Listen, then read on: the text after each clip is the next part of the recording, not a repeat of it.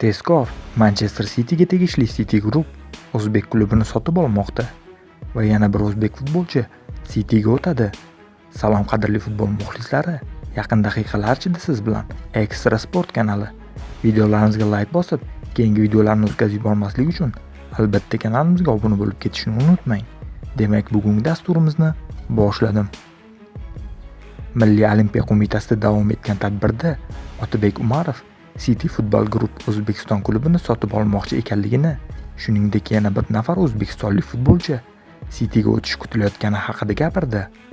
City Football Group bu Manchester City va yana bir nechta klublarning egasi sanalgan katta kompaniya bo'lib, uni deyarli barcha qit'alarda klublari bor.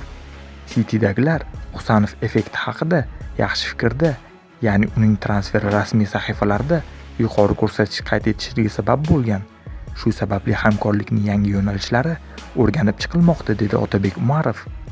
City Group o'zining investitsion loyihalari rejasiga O'zbekiston klubini kiritgan ajoyib yangilik. Hozirgi kunda 13 klub City Groupga tegishli. Klublar o'zaro o'rtoqlik o'yinlari o'tkazishadi va klublar o'rtasidagi futbolchilar almashuvini ham tez-tez uchratib turadi. Qadrli futbol muxlislari, Manchester City shayxlari qaysi o'zbek klubini sotib olmoqchi va qaysi futbolchi Manchester Cityga o'tishi mumkin? Albatta fikrlaringizni izohlarda yozib qoldiring. Kelasi dasturlarda ko'rishguncha xayr, salomat bo'ling.